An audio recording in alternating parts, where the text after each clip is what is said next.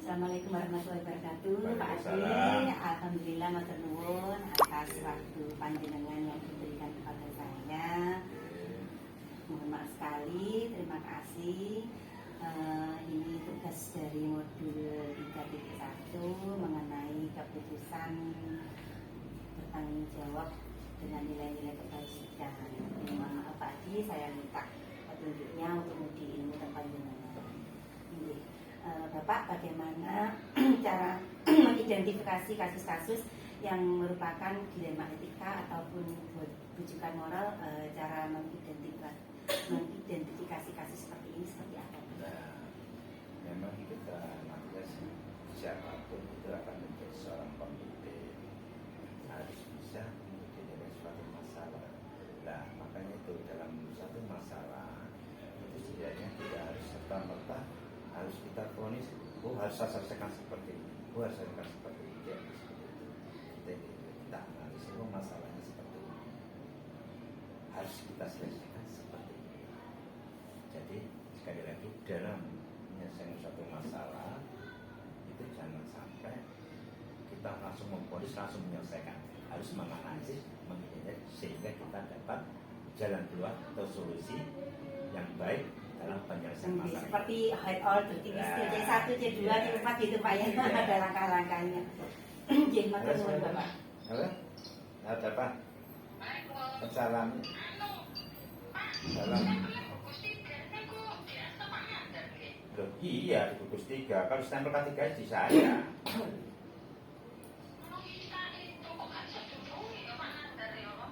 Dapat duduk ke Gofur coba Gofur. Gugus Gofur coba Gofur. Coba ya di Gofur coba gugus 3. Iya. Buka kayaknya. Aku dan Bapak, selanjutnya bagaimana Pak Adi menjalankan pengambilan keputusan di sekolah, terutama untuk kasus-kasus yang ada dua kasus atau dua kepentingan yang sama-sama benar atau sama-sama mengandung nilai kebajikan, pengambilan keputusan cara pengambilannya seperti apa Bapak?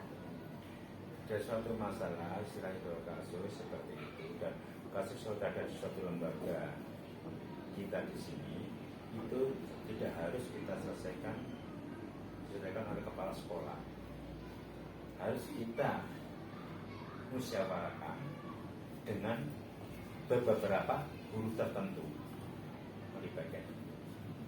Nah, karena di antara beberapa guru itu otomatis dia tahu kasusnya seperti ini, terutama suatu kasus yang dilakukan oleh seorang siswa. Ya, otomatis kami akan koordinasi atau musyawarah dengan wali kelasnya dalam menyelesaikan suatu masalah. Nah, masalah itu sama-sama benar istilahnya itu, tidak mutlak keduanya itu benar secara mutlak, tidak. Ada yang istilahnya itu ada kebenaran itu bukan harus kebenaran yang mutlak.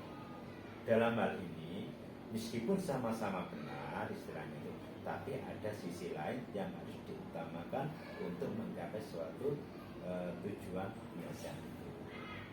Ada catatan nota catatan khusus untuk bimbing solusinya Bapak ya. Ya, yang paling tidak solusi yang terbaik untuk ya. Bapak yang paling penting.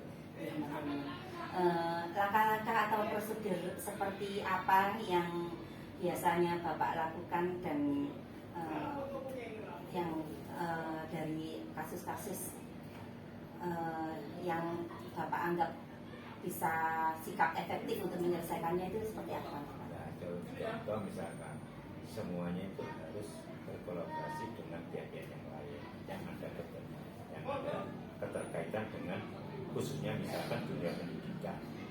Dalam dunia pendidikan kita tidak terlepas yaitu bersama dengan utama Dewan Guru, pihak komite, pihak keamanan, pihak kesehatan atau puskesmas dan keamanan itu tidak terlepas.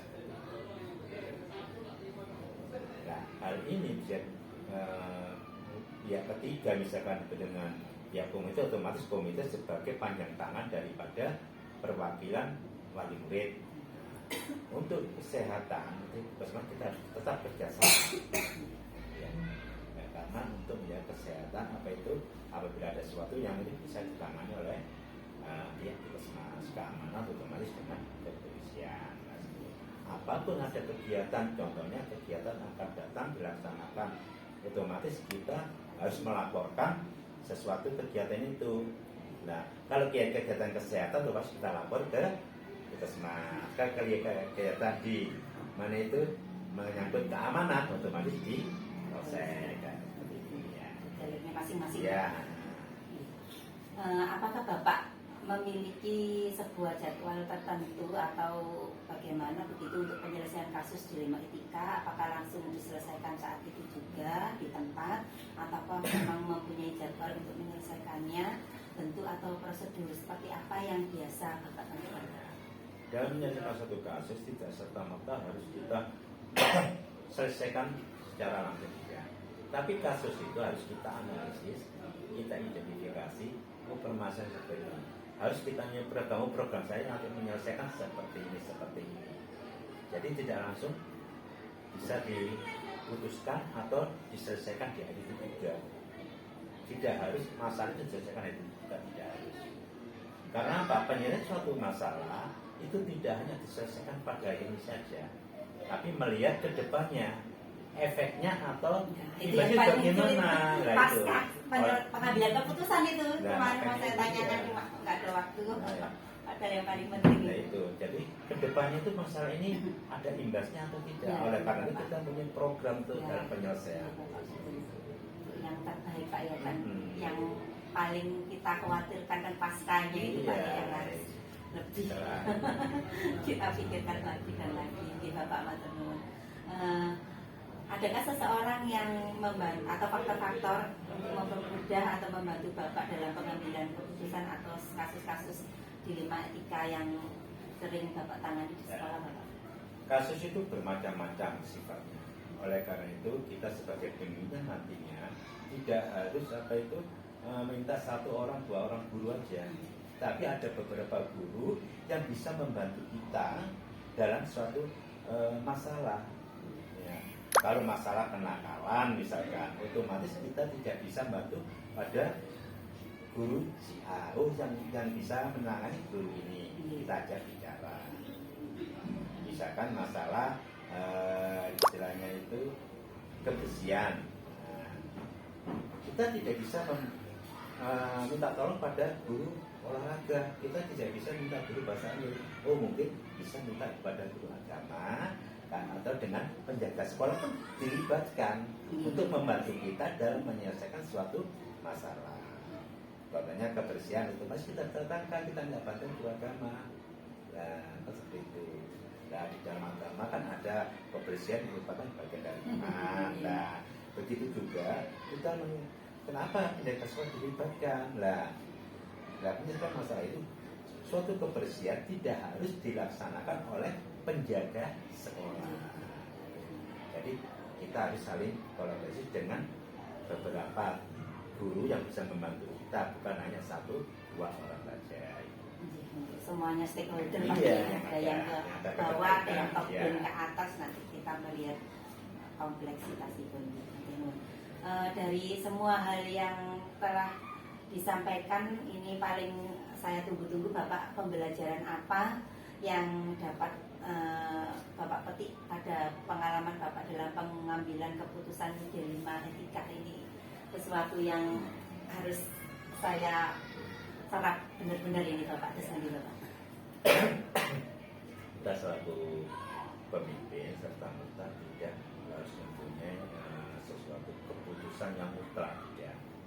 Dan keputusan itu alangkah baiknya pertama harus kita koordinasi dengan guru kita.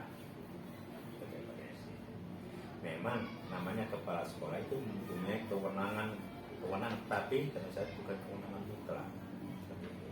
Apa artinya seorang pembina tanpa ada guru? Apa artinya kepala sekolah kalau tidak ada guru?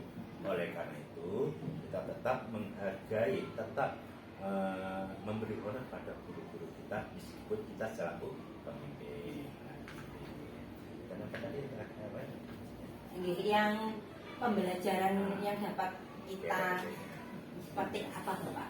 Ya itu pembelajaran yang kita petik. Jadi kita selaku pimpinan nantinya yang penting mempercayai, ya, menghormati, istilahnya mengono guru kita, dan jangan sekali-kali saya katakan, jangan mengatakan kita sebagai pimpinan nanti mengatakan saya punya anak buah ini, ya, tapi saya mempunyai guru ini. Nah, itu. Saya mempunyai kami jadi saya apa jenenge sekolah sama anak kira, wah anak buahku akeh, jangan seperti itu. Terus bahkan pernah itu misalnya orang dinas itu pernah saya menyatakan, Pak Dik, anak buah saya jenenge iki yang bersifatnya. Saya nggak punya anak buah nama itu, tapi saya mempunyai guru nama itu, saya bilang gitu. Jadi ketawa saja. Jadi intinya di dalam itu harus kondusif. Kondusif di dalam suatu lembaga itu. Saya yakin lembaga yang jenengan pimpin nantinya saat ini jadi pemimpin itu bagaimana cara mengkondusifkan sekolah atau lembaga yang melapankan yang positif dan yang negatif tidak kelihatan Bapak ya. Paling sulit. Tanpa ya antara sifat memang rambut sama hitamnya, tapi sifat antara guru dengan tapi siap beda-beda Bapak ya. Dan jangan sekali-kali meninggalkan yaitu pihak-pihak terkait seperti komite, seperti apa yang saya sampaikan tadi, mesti untuk tim kesehatan, tim keamanan itu tetap kita rangkul semuanya jadi terus daripada seperti itu. Apa supaya terlaksana di stakeholder dan di lingkungan dengan tidak terkendala Bapak ya. Terima kasih. Ini matur nuwun atas puji ilmunya Pak Adi. Saya banyak mengambil ilmu karena permasalahan sekolah kompleks dan banyak stakeholder yang terlibat. Matur nuwun sekali lagi. Pangestunipun bismillah saya bisa menjadi lebih baik lagi dan lebih baik lagi dari petunjuknya Pak Adi. Matur nuwun. Assalamualaikum warahmatullahi wabarakatuh. Waalaikumsalam. Yang penting jangan harus keras. Doa insya Allah sukses ke depannya. Pangestunipun. Sama-sama. Sampun? Sampun. Sampun.